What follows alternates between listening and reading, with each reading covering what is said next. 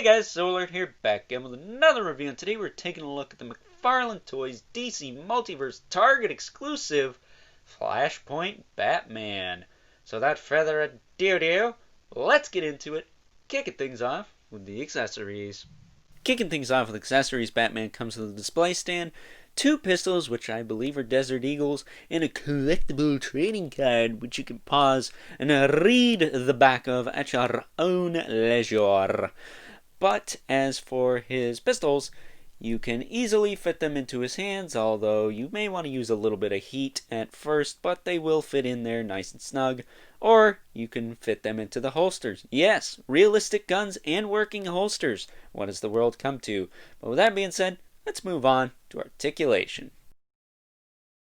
Moving on to the Articulation, if you're at all familiar with McFarlane's 22-point system, you're going to feel right at home here, although I'll argue that I feel like it's more than 22 points, but who cares? That being said, let's get into it, shall we? Let's see. Taking a look at this guy. He is very, very tough looking. He's got the red eyes, the red belt.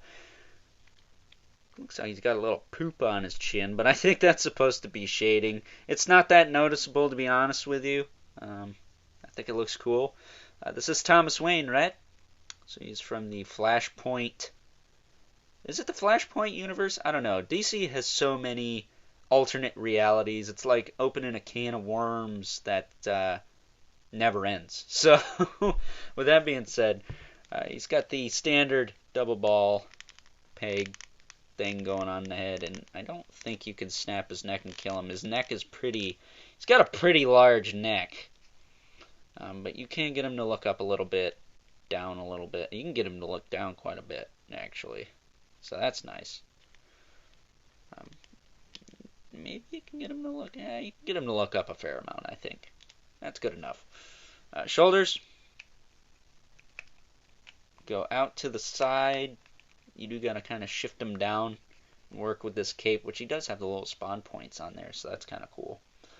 But you can get it almost a right angle from the body, or about a right angle. He does have the butterfly joint thing going on too, so that's nice. Then he's got the bicep swivel, which is nice and stiff. Double joint at the elbow, and for those of you wondering, yes, he can essentially punch himself in his own face. And then he also has the hinge in the wrist, the ball hinge, so you can give him the up and down to properly use his guns, which properly fit in the holsters. Y'all wonder why Mattel lost the license.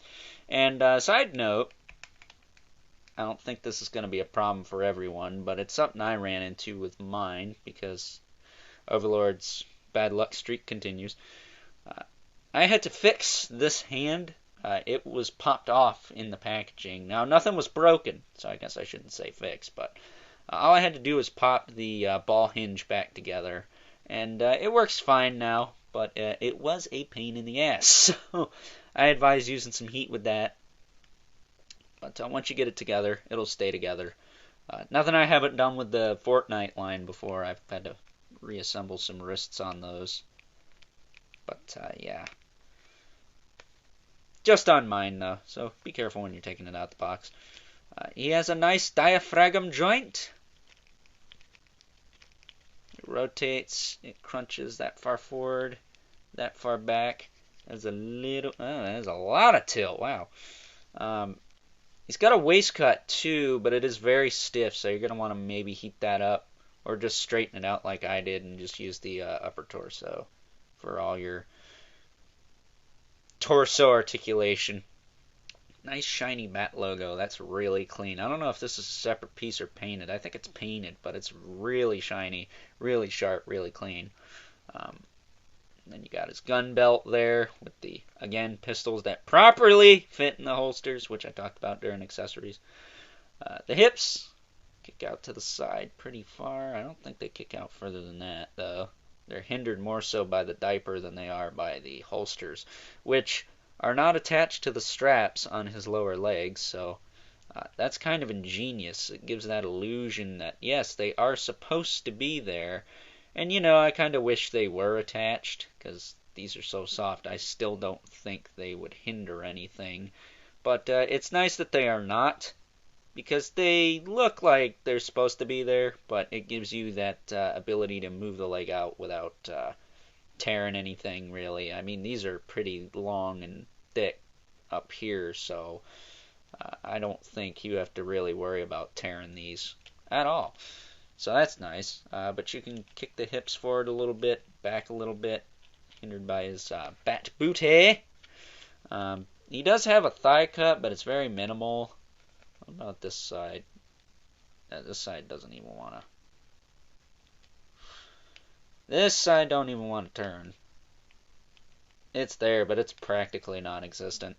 Which is kind of a shame, because he's been getting better with the thigh cuts, but it's nothing that bugs me. Double joint at the knee. Can almost kick his own badass, but he's hindered by his boots. That or he's been doing the same workout plan that Venom's been using, and he's got meaty calves. Then for the ankles, they got the ball hinge just like the wrists, so you can hinge them up and down and rotate them around and tilt them. And then he's got a toe joint, which is pretty loose, so again, kind of useless, but it's there, so if you wanted to use it, I guess you could. But yeah, that's pretty much it for the articulation on this guy. I think this may be my favorite kind of standard-looking Batman he's done so far. And he's done a lot of Batmen. But as far as like a bare bones, kind of classic-ish, more streamlined, run-of-the-mill looking Batman, I think this is my favorite one he's done so far. I like it better than the Arkham Batman anyways, I will say that. So, with that being said, let's take a look at some size comparisons. Taking a look at some size comparisons, here's Flashpoint Batman next to the Grim Knight, which, are they the same alias? Let me know in the comments below. Also, review of that figure coming up next week. And then we also have him next to the Hellbat suit, which kind of looks like he'd be piloting that, doesn't it? Next up, we have him next to both of the White Knight Azraels, because, I'm going to say it again, this figure's a badass, and I love him. And last but certainly not least, we got him next to the Mythic Legions, Brother Mandibulus, and the Mortal Kombat 11 Spawn. So with that being said, time to wrap things up with some final thoughts. Overall, I think this may be my favorite bare-bones looking Batman McFarlane's done at this point.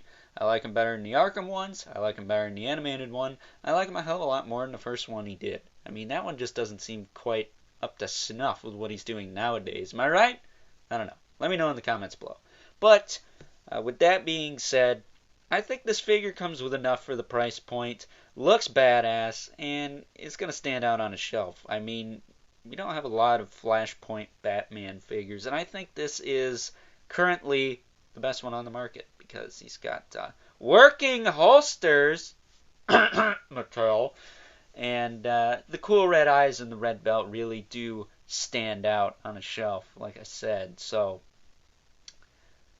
with that being said, I highly recommend you pick this guy up if you come across him. He is a Target exclusive, though, so he may be a bit of a bitch to find at first, but hopefully should be hitting a little bit more regularly come January, which I think was supposed to be when he was supposed to come out.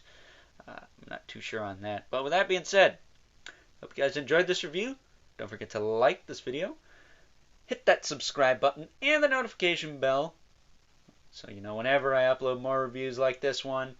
And let me know what you think of this figure in the comments section below. And remember, keep the comments civil, because the world sucks enough as it is. And until next time, I will catch you guys later.